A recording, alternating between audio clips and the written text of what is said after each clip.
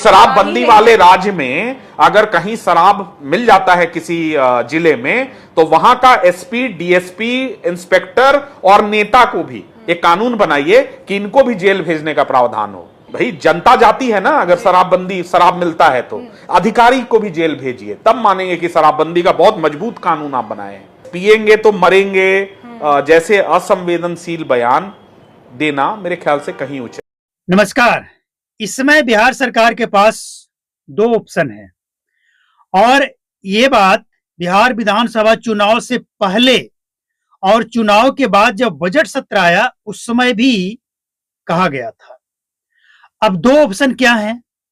या तो बिहार में शराबबंदी को एकदम से पहले के जैसा हटा दिया जाए, पहला ऑप्शन। इसके बाद सारा झंझट खत्म, सरकार की जिम्मेवारी खत्म। लोग जहरीली शराब पिएंगे या क्या पिएंगे, सरकार जो वैध उपलब्ध कराए लोग उसे नहीं पीकर जहरीली पीते हैं, तो ये लोगों की जिम्मेवारी होगी। तो सरकार के पास ये ऑप्शन है, शराबबंदी हटा दे। लेकिन ये इतना आसान नहीं है जितना आप इसको समझ रहे हैं, इतना आसान नहीं है। हालांकि कहा जा रहा है कि सरकार के पास से मजबूरी है कि शराबबंदी हटाना पड़ेगा, क्योंकि बजट जो पैसे खर्च करने हैं बजट में, और जो सरकार के पास रेवेन्यू है, और जो शराबबंदी से लॉस हो रहा है, इन सबको अगर जोड़कर देखेंगे तो पता यही चलेगा कि सरकारी खजाने का नुकसान हो रहा है और शराबबंदी फेल है। तो सरकार के पास ऑप्शन भले दो हैं कि शराबबंदी हटा दीजिए, लेकिन इतना आसान नहीं होगा ये कि आप शराबबंदी हटा दीजिए। कारण, अगर शराबबंदी हटाने को लेकर बीजेपी जोर देती है, खूब प्रेशर कि नहीं फेल है, रेवेन्यू आएगा और जमीनी जो हकीकत है उससे रूबरू हो लीजिए, मतलब समीक्षा सर्वे सब कुछ करके भी अगर बीजेपी इस बात को कहे कि हम शराबबंदी हटाने जा रहे हैं, तो जेडीयू और बीजेपी आमने सामने। क्योंकि जेडीयू का कहना है नीतीश कुमार का ये जो सपना है नशा मुक्त बिहार का, अभी कितना सफल है ये शायद जेडीयू को लोगों को दिख नहीं रहा होगा ये कितना सफल है, लेकिन ये जो सपना है नीतीश कुमार बिहार में रहें या ना रहें, नीतीश कुमार के सपनों को तोड़ने नहीं देंगे। मतलब बीजेपी के लिए राह आसान नहीं होने वाला है। लेकिन सवाल अब ये उठता है कि जो चल रहा है इसके लिए क्या करेंगे? तो इसका भी सलूशन है, लेकिन करना जितना आसान सलूशन है उतना ही मुश्किल इसको लागू करना है और इसके ऊपर बातचीत करना है। मतलब सख्ती, आप एक ऐसा कानून बनाइए शराबबंदी से जोड़कर, इतनी सख्ती कर दीजिए जैसा कि कहा गया कि जिस इलाके में शराब का खेप पकड़ा जाता है, शराब पकड़ा जाता है, या कोई पीने वाला बेचने वाला पकड़ा जाता है, पीने वालों को तो छोड़ दीजिए, पीने वाले के बारे में हम यही कहते हैं कि भाई जब मिल रहा है कमीशन लेकर, जब पुलिस वाले बेचने का परमिशन दे रहे हैं तभी तो लोग पी रहे हैं। अगर मिलेगा ही नहीं, जैसे मान लिया जाए कोई चीज भारत में नहीं मिल रहा है, कोई चीज एग्जांपल ले लीजिए आप, अभी गैस की किल्लत है, गैस नहीं मिल रहा है, तो लोग क्या करेंगे? विकल्प बदल देंगे, गैस के जगह पे क्या विकल्प है उसको चूज कर लेंगे।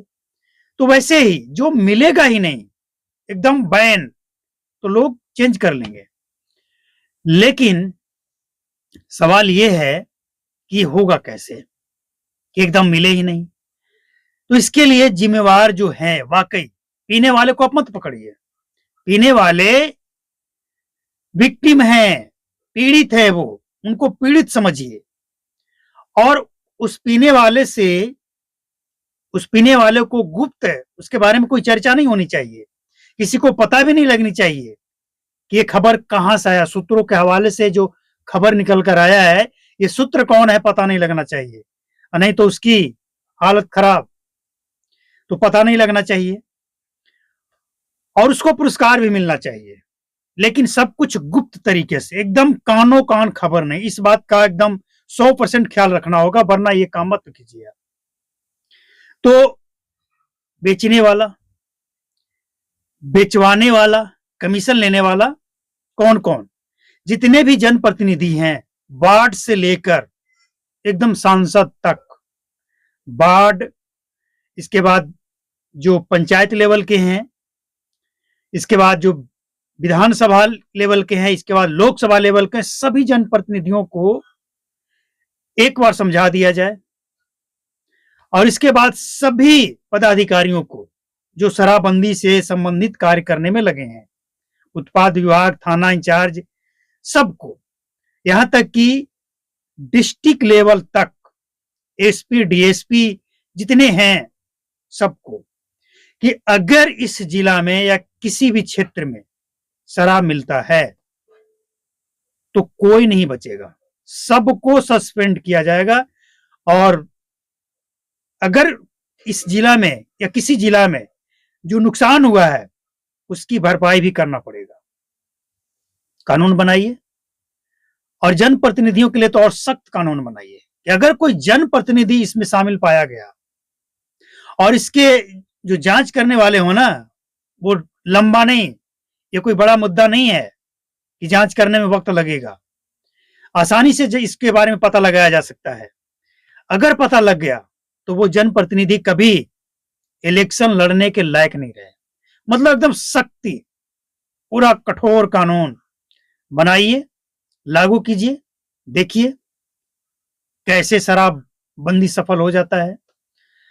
लेकिन अब ये शराबबंदी की बात तो पीछे रह गया।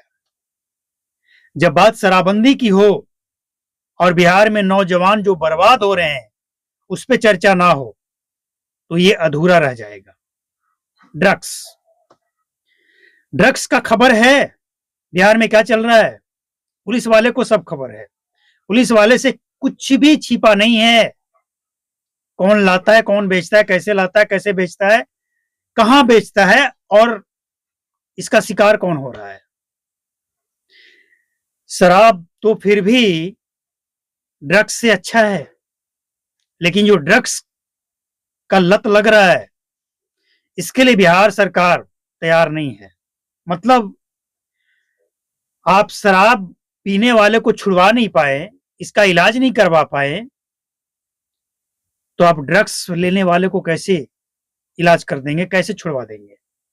तो ये वो सवाल है जिसका जवाब अब जो नए मुख्यमंत्री आए हैं, आए ही कहेंगे। अब उनसे पूछा जाए, नए गृह मंत्री, क्योंकि अब तो मंत्रिमंडल सब कुछ फिर से होगा, नए मुख्यमंत्री बनेंगे तो सब नया से होगा। तो नए गृह मंत्री कौन होंगे, मुख्यमंत्री कौन होंगे, इसके बाद उत्पाद विभाग के मंत्री कौन होंगे, मद्य निषेध विभाग के, ये भी देखना होगा। और सबसे जरूरी और सबसे मेन जमीनी बात कि जो हर थाना में चौकीदार, दफादार या क्या क्या होता है ना, इन सबको थोड़ा सा टाइट कर दीजिए। इनको सब पता होता है, ये जानबूझकर नौटंकी करते हैं या फिर कमीशन का खेल है। तो ये काम अगर कर लिया गया तो बिहार में शराब बंदी और ड्रग्स पे लगाम लगाना कोई मुश्किल नहीं होगा, बहुत आसान हो जाएगा।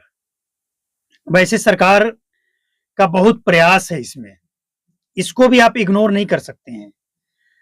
टोल फ्री नंबर है, लोगों को जागरूक किया गया, लेकिन फिर भी जो इसका जड़ है ना वो खत्म नहीं हो रहा है। और जड़ आम जनता और कुछ पदाधिकारी, जनप्रतिनिधि हैं जो इसमें जड़ बने हुए हैं और ये मानने को तैयार नहीं है। और जहरीली शराब जब होता है कांड तो सब एक साथ चिल्लाने लगते हैं, विपक्ष के लोग एक साथ चिल्लाने लगते हैं, लेकिन सत्ता में आने के बाद सब साइलेंट। तो ये काम होना चाहिए मेरे हिसाब से। बाकी सरकार को जो अच्छा लगे